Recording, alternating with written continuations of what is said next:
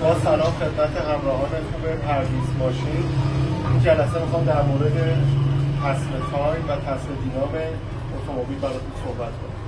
تمام خودروهایی که در حال حاضر تردد دارن با دو مکانیزم تصمیم تایم و یا زنجیر تایم کار میکنن. مکانیزم تصمیم تایم در اصل این مکانیزم یک تصمیم است به شکل چرخدنده، برآمدگی‌های چرخدندانه شکل داره و باعث میشه که موتور اتومبیل شما قسمت سرسیلن و قسمت پایین موتور تایم کار کنه.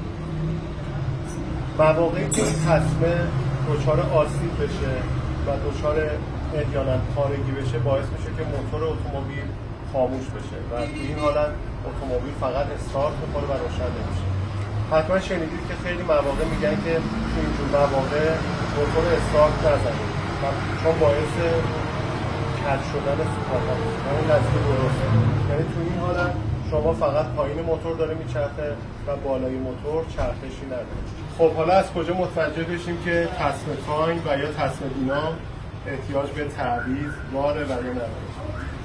چند راه وجود داره. یکی اینکه کارخونه‌های مادر یعنی کارخونه‌های خودروسازی یک توصیه‌ای دارن که یه مایله‌ای مشخص میکنن که تو این کیلومتر تصمیم تایم و یا تصمیم دینام باید تعویض شه. اینو راننده به عنوان مالک خودرو و به عنوان یوزر اتومبیل باید بدونه.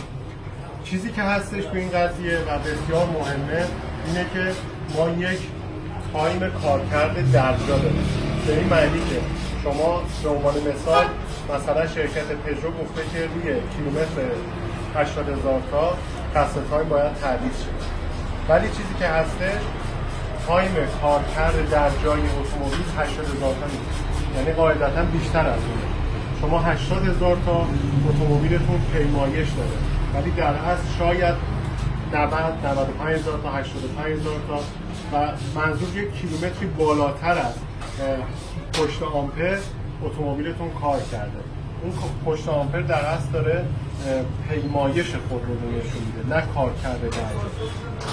کل این برایندش به این شکل میشه که اگر مثلا کارخونه گفته روی 80,000 تا شما باید تصمیم تایم رو عوض بکنید، شما باید یه تایم احتیاطی در نظر بگیرید. این بازه رو بیارید پایین‌تر، مثلا میشه 70,000 تا 75,000 تا و اینو راننده اتومبیل باید مد نظر داشته باشه.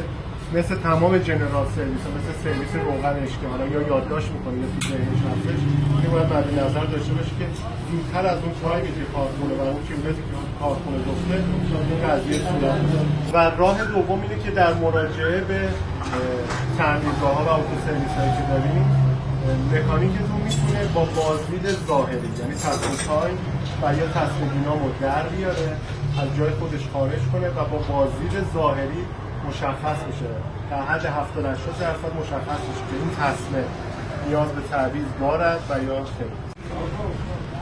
یکی از راه‌های تشخیص ظاهری که تصمیم تایم و یا تصمیم دینام سالمه اینه که شما تصمیم رو مکانیک خارج کرد، این سطح رویی تصمیم است، یعنی داخل که چرخدنده با درگیر میشه این سطح داخلیشه، این سطح روییشه که یه حالت صیقلی داره.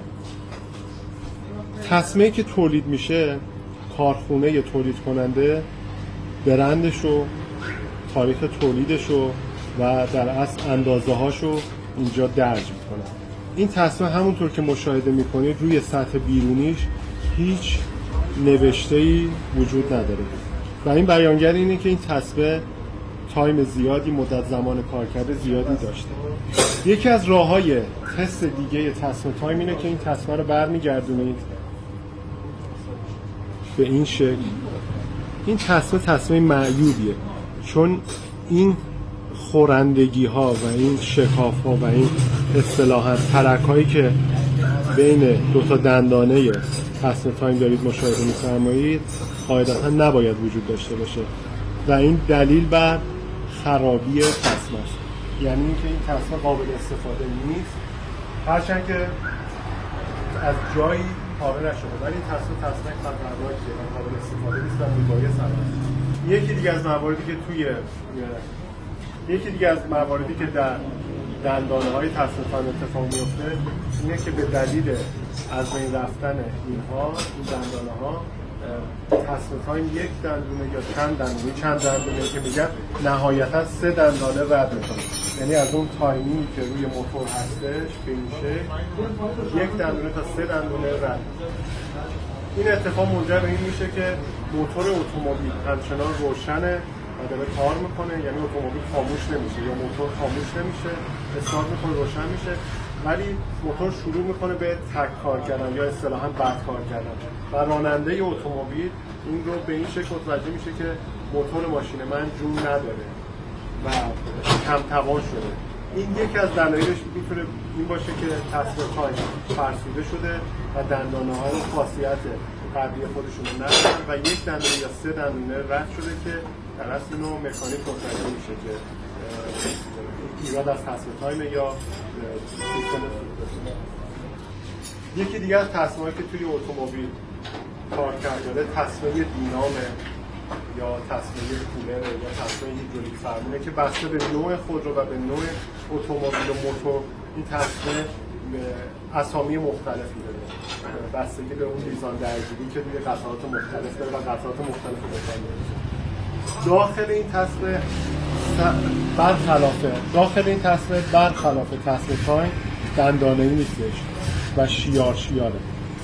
این همون صحبتی که در مورد تصمیم تایم رو داشتیم در مورد این هم صادقه، یعنی اگر روش یک بازدید ظاهری داره، ببینید الان علامتاش خیلی کم رنگ شده، یعنی نشون میده که تصمیم دینا به مدت زیادی کار کرده و سطح داخلیش هم مثل تصمیم تایم میتونید اینطوری بازدید کنید، یعنی اگر به این شکل ترک داشته باشه که این تصمیم معیوبیه که نشون میده این تصمیم میبایی فقط شد، یعنی اگر شیاراش ثابت باشه و صاف باشه و این حالت ترک رو نداشته باشه نشون میده که تصمیم کنه. اگر تصمیم دینام اتومبیل شما کارشه چه اتفاقی میفته؟ در واقع اول چیزی که راننده متوجه میشه اینه که فرمون صفر شده، فرمون هیدرولیک اصطلاحاً نداره، چراغ باتریتون روشن میشه به دلیل اینکه اینا شارژ نمیکنه و چراغ باتری خوشحاله روشن میشه و مورد بعدی اینه که کولر اتومبیلتون هم از کار میشه. البته بستگی به نوع خودرو و نوع موتور این کارکردها فرق میکنه، ولی یکی از این علامت‌ها حتما توی اتومبیل اتفاق میفته. ممنون از اینکه با ما همراه